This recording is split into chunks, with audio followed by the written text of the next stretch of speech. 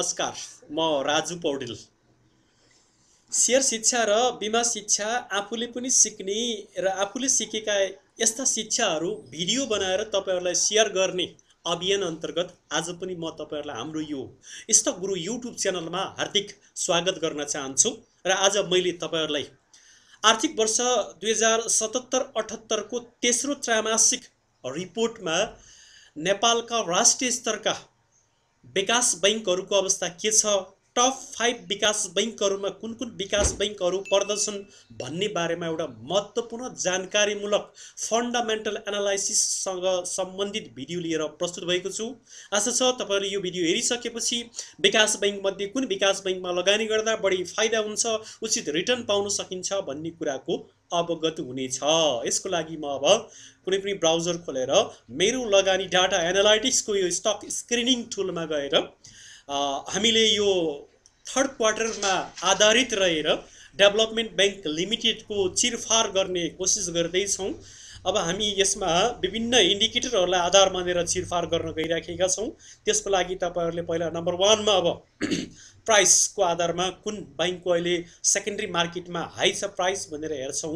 हामीले 1 नम्बरमा यो कर्पोरेट डेभलपमेन्ट बैंक लिमिटेड को प्राइस 660 रुपैयाँ सबैभन्दा महँगो प्राइस देखियो। तर यो कम्पनी फन्डामेन्टल रूपमा एकदमै विक छ, कमजोर छ। अहिले राइट शेयरको नाममा लगानीकर्ताहरू झुमिँदा यसको प्राइस उच्च भएको हो। त्यसकारण यो कम्पनीमा लगानी गर्दा भविष्यमा उचित रिटर्न आउने सम्भावना एकदमै न्यून छ। विचार विमर्श गरेर यो कम्पनीको बारेमा बुझेर अध्ययन गरेर मात्रै लगानी गर्नको लागि म अनुरोध गर्दछु। त्यसैगरी नारायणी डेभलपमेन्ट बैंक लिमिटेड को पनि फन्डामेन्टल रूपमा हेर्दाखेरि फन्डामेन्टल रूपमा अध्ययन गर्दा यो कम्पनी नि ज्यादै विक छ। यसको प्राइस सेकेन्ड हाईएस्ट प्राइसमा पर्दैछ सेकेन्डरी मार्केटमा। यसको पनि राइट शेयरको पछाडी लागेर यसको मूल्य उचालिएको, राइट शेयरको पछाडी लाग्ने हामी लगानीकर्ताहरू ज्यादै छौं। त्यसकारण यो कम्पनीले पनि तुरुन्तै भविष्यमा उचित रिटर्न दिने सम्भावना एकदमै न्यून छ। यो कम्पनीको बारेमा बुझेर अध्ययन गरेर मात्रै लगानी गर्न म अनुरोध गर्दछु। त्यसैगरी एक्सल डेभलपमेन्ट बैंक लिमिटेड यसको मूल्य 518 छ। यो कम्पनी उपयुक्त नै छ। त्यसैगरी सहारा विकास बैंक लिमिटेड को 460 छ र मुक्तिनाथ विकास बैंक लिमिटेड को 434 छ र ईएमडीबी भनेको यो मितेरी डेभलपमेन्ट बैंक को मूल्य 374 र गरिमा विकास बैंक लिमिटेड को 343। यसरी मूल्यको आधारमा 1 नम्बरमा यो कर्पोरेट डेभलपमेन्ट बैंक पर्यो भने दोस्रोमा नारायणी विकास बैंक लिमिटेड पर्यो। मूल्यको आधारमा हेर्दा यस्तो अवस्था छ। अब पेड अफ क्यापिटलको आधारमा हेर्दाखेरि सबैभन्दा बढी पेड अफ क्यापिटल भएको बैंकमा मुक्तिनाथ विकास बैंक लिमिटेडको, जसको पेड अफ क्यापिटल 4 अरब 81 करोड 15 लाख भन्दा माथि यसको पेड अफ क्यापिटल छ। तपाईलाई थाहै छ जुन कम्पनीको पेड अफ क्यापिटल बढी हुन्छ त्यो कम्पनी मजबुत हुन्छ, बलियो हुन्छ र त्यसले भविष्यमा आफ्नो बिजनेसलाई अझ ग्रोथ र एक्सपान्सन गर्न सक्छ भन्ने कुरा हामीले बुझ्नुपर्ने हुन्छ। त्यसपछि दोस्रो पेड अफ क्यापिटल हाई भएको ज्योति विकास बैंक लिमिटेडको, जसको 3 अरब 84 करोड 48 लाख भन्दा माथि यसको पेड अफ क्यापिटल छ। तेस्रो नम्बरमा गरिमा विकास बैंक लिमिटेडको पेड अफ क्यापिटल 3 अरब 67 करोड 59 लाख भन्दा माथि छ भने चौथो नम्बरमा साइनिङ रेसुङ्गा डेभलपमेन्ट बैंकको 3 अरब 40 करोड 84 लाख भन्दा माथि छ भने पाँचौं नम्बरमा महालक्ष्मी विकास बैंक लिमिटेडको पेड अफ क्यापिटल 3 अरब 34 करोड 24 लाख भन्दा माथि छ। यसरी पेड अफ क्यापिटलको आधारमा टप 1 देखि टप 5 सम्म पर्ने बैंकहरूको लिस्ट मैले तपाईहरुलाई बताइसकेँ। अब हामीले हेर्नुपर्ने अर्को महत्त्वपूर्ण सूचक रिजर्भ हो जुन हामीले हेर्दै छौं।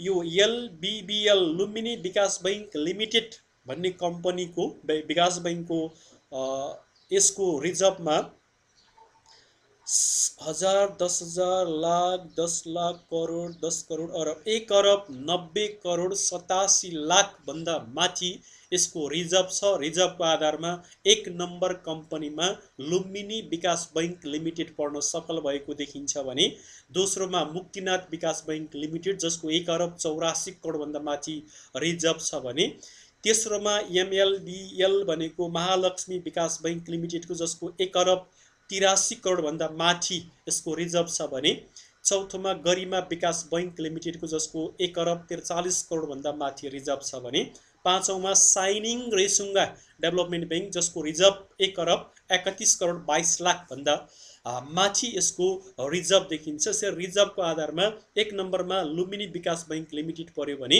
1 देखि 5 मा पर्ने कम्पनीहरूको सूची मैले तपाईहरुलाई बताइसकेको छु। अब म तपाईहरुलाई नेट इन्ट्रेस्ट इन्कमको आधारमा सबैभन्दा बढी ब्याज आम्दानी गर्न सफल यो थर्ड क्वार्टरमा मुक्तिनाथ विकास बैङ्क लिमिटेड देखियो, जसको net interest income 1000, 10,000, lakh, 10 lakh, crore, 10 crore, अरब 1 अरब 89 करोडभन्दा बढी यसले ब्याज आम्दानी गरेछ भने दोस्रोमा गरिमा विकास बैङ्क लिमिटेड जसको 1.35 भन्दा बढी यसले इन्ट्रेस्ट आर्जन गर्न सफल भएको रहेछ। तेस्रोमा महालक्ष्मी विकास बैङ्क लिमिटेड 1.16 भन्दा माथि यसले आर्जन गर्न सफल भएको रहेछ भने अर्को चौथोमा कामना सेवाले गर्न सफल भएको रहेछ 1 अरब 7,76,000 भन्दा माथि यसले खुद ब्याज आम्दानी गर्न सफल भएको रहेछ भने ज्योति विकास बैङ्क लिमिटेड 5औं नम्बरमा पर्न सफल भयो नेट इन्ट्रेस्ट इन्कममा। भने टोटल अपरेटिङ इन्कममा, अपरेटिङ भनेको तपाईलाई मैले के जानकारी गराउँछु भने आम्दानी दुई प्रकारका हुन्छन्, नन अपरेटिङ इन्कम र operating income. Non operating income भनेको सेयर बेचेर आफ्नो स्थिर सम्पत्ति बेचेर आर्जन गरेको आम्दानीलाई नन अपरेटिङ इन्कम भनेर भनिन्छ। अर्को अपरेटिङ इन्कम भनेको बिजनेस ग्रोथ गरेर लगानी वृद्धि गरेर ब्याज बढी आर्जन गरेर कमाएको नाफालाई हामीले नेट अपरेटिङ इन्कम भनेर भन्दछौँ, टोटल अपरेटिङ इन्कम। यो टोटल अपरेटिङ इन्कमको सन्दर्भमा कुरा गर्दाखेरि पनि मुक्तिनाथ विकास बैङ्क लिमिटेड 1 नम्बरमा पर्न सफल भएको रहेछ, जसको total operating income 1000, 10,000, lakh, 10 lakh, crore, 10 crore, अरब 2 अरब 75 करोड भन्दा बढी यसको टोटल अपरेटिङ इन्कम देखियो भने यसको 193 भन्दा बढी देखियो गरिमा विकास बैङ्क लिमिटेडको। तेस्रोमा ज्योति विकास बैङ्क लिमिटेड जसको 167 पर्नमा सफल भयो। महालक्ष्मी चौथोमा र कामना सेवा 5औं नम्बरमा पर्न सफल भएको देखिन्छ यो टोटल अपरेटिङ इन्कमबाट हेर्दाखेरि।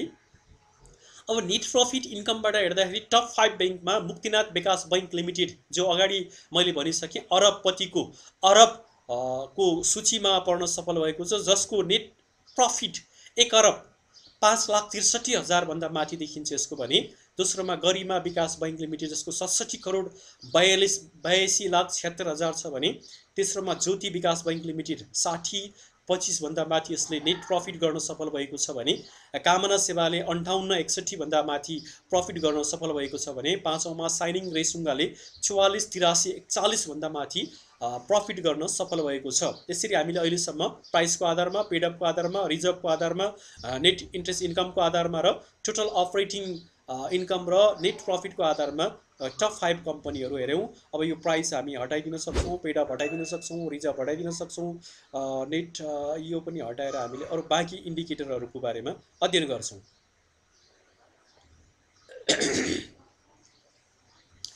अब हामी ईपीएस को आधारमा कुन कम्पनीको ईपीएस बढी छ भनेर हेर्छौं।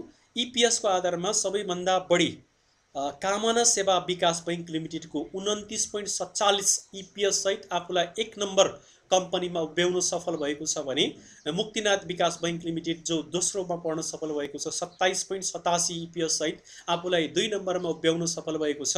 गरिमा विकास बैंक लिमिटेड जसले 24.6 ईपीएस सहित आफूलाई तेस्रो नम्बरमा उभ्याउन सफल भएको छ भने ज्योति विकास बैंक लिमिटेड 20.89 सहित चौथोमा र एलबीबीएल भनेको यो लुम्बिनी विकास बैंक लिमिटेडको 19.44 सहित आफूलाई 5औं नम्बरमा ईपीएस मा उभ्याउन सफल भएको छ। यसरी ईपीएस को आधारमा हेर्दाखेरि 1 नम्बरमा तपाईहरुको कामना सेवा र दोस्रो नम्बरमा मुक्तिनाथ विकास बैंक लिमिटेड पर्न सफल भएको छ भने अब हामीले पी रेशियो सबैभन्दा कम भएको राम्रो मानिन्छ र धेरै कम हुनु भनेको पनि त्यो कम्पनी प्रति लगानीकर्ताको विश्वास छैन भन्ने बुझिन्छ। जस्तै नारायणी डेभलपमेन्ट बैंक लिमिटेड को ईपीएस -49.44 छ, यो कम्पनी प्रति लगानीकर्ताहरू विश्वस्त छैनन् भन्ने बुझिन्छ भने त्यसपछि कामना सेवा विकास बैंक लिमिटेडको 11.64 इपिएसमा आफूलाई 1 नम्बरमा उभ्याउन सफल पी रेसियोमा 1 नम्बरमा उभ्याउन सफल भएको छ। 20 भन्दा तल पी रेसियो भएको राम्रो मानिन्छ भने माइनस पी रेसियो भएको राम्रो मानिँदैन।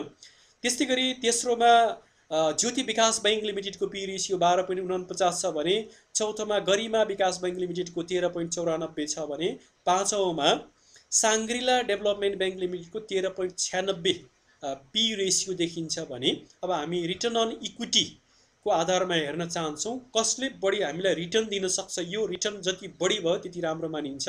1 नम्बरमा कामना सेवा विकास बैंक लिमिटेड पढ्न सफल भएको रहेछ 20.42। दोस्रोमा मुक्तिनाथ विकास बैंक लिमिटेड पढ्न सफल भएको रहेछ 20.13 सहित। तेस्रोमा गरिमा विकास बैंक लिमिटेड पढ्न सफल भएको रहेछ 17.71।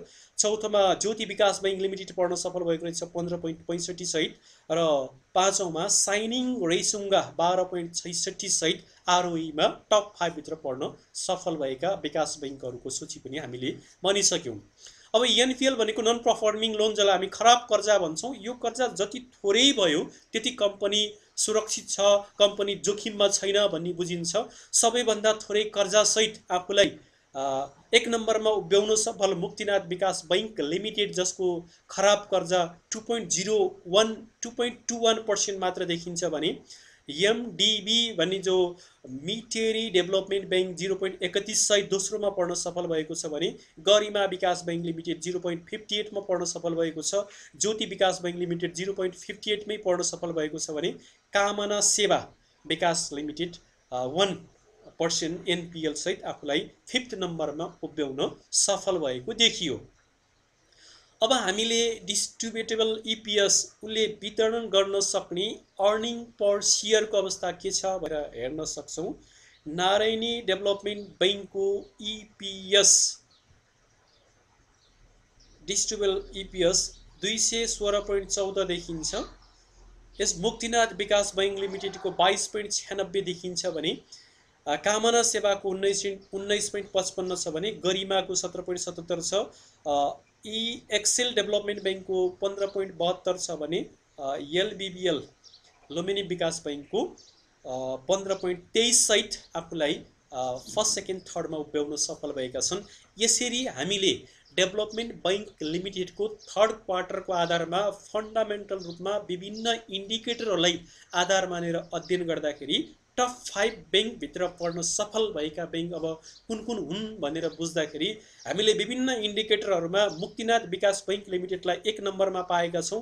त्यसकारण टप 5 भित्र नम्बर 1 विकास बैंकमा मुक्तिनाथ विकास बैंक लिमिटेड पढ्न सफल भएको मैले पाएको छु। दोस्रोमा गरिमा विकास बैंक लिमिटेड जसले विभिन्न इन्डिकेटरहरूमा आफूलाई अब्बल रूपमा अगाडि देखाउन सफल भएको छ। दोस्रोमा हामीले गरिमा विकास बैंक लिमिटेडलाई देख्न सक्छौँ भने तेस्रोमा कामना सेवा विकास बैंक लिमिटेड जसले धेरै इन्डिकेटरहरूमा आफूलाई सुधार गरेको छ भने चौथोमा ज्योति विकास बैंक लिमिटेडले जसले आफूलाई विभिन्न इन्डिकेटरहरूमा सुधार गरेर अगाडि ल्याउन सफल भएको छ र पाँचौँमा विभिन्न इन्डिकेटरलाई आधार मान्दाखेरि ज्योति विकास बैंक लिमिटेड पछि हामीले हेर्न सक्छौँ महालक्ष्मी साइनिङ रेसुङ्गा यी बैंकहरू 5औं नम्बरमा पढ्न सफल भएका छन्।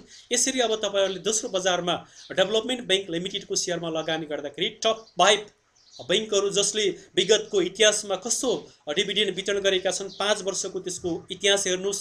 त्यो इतिहासमा पनि मुक्तिनाथ विकास बैंक लिमिटेड 1 नम्बरमा पढ्न सफल छ भने 2 नम्बरमा गरिमा त्यस्तै गरी साइनिङ रेसुङ्गा जस्ता बैंकहरू पढ्न सफल छन्। त्यसकारण हामीले 5 इयरको यसको डिस्ट्रिब्युटेबल डिभिडेन्ड हेर्नुपर्ने हुन्छ। त्यस्तै गरी कम्पनीको ग्रोथ कस्तो छ, कम्पनीले कुन सेक्टरमा लगानी गरेको छ, त्यसको अपरेटिङ प्रफिट कस्तो छ, ती कुराहरूलाई पनि आधार मानेर हामीले लगानी गर्नुपर्ने हुन्छ। त्यसकारण मैले टप 5 विकास बैंकको सूची तपाईहरुलाई बताइसकेको छु। अब आगामी दिनमा तपाईहरुले रिटर्नलाई आधार मानेर कम्पनीको परफर्मेन्सलाई आधार मानेर यी टप 5 बैंकको शेयरमा लगानी गर्दा तपाईको लगानी सुरक्षित हुन्छ भन्ने मलाई लागेको छ। यी कुराहरूको जानकारी गराउँदै यस्ता जानकारीमूलक कुराहरू आफूले पनि सिक्ने र अरूलाई पनि सिकाउने जुन हाम्रो अभियान छ, यो अभियानलाई साथ दिनको लागि भिडियो हेरिसकेपछि आफ्नो साथीभाइ इष्टमित्रहरूलाई सेयर गर्न नभुल्नुहोला, आफ्नो वालमा सेयर गर्नुहोला। हामीलाई अझ मोटिभेसन गर्नको लागि, मोटिभ गर्नको लागि पोजिटिभ फिडब्याक दिनुहोला, लाइक र कमेन्ट पनि गरिदिनु होला। र हाम्रो च्यानललाई अहिलेसम्म सब्सक्राइब गर्नुभएको छैन भने तल लेखिएको सब्सक्राइब बटनमा क्लिक गर्नुहोला, साथै बेल बटनमा क्लिक गरेर आगामी दिनको भिडियोको इन्तजारमा बस्नुहोला भन्दै आजलाई म यो भिडियोबाट बिदा हुन चाहन्छु। हस्, नमस्कार। फेरि अर्को भिडियोमा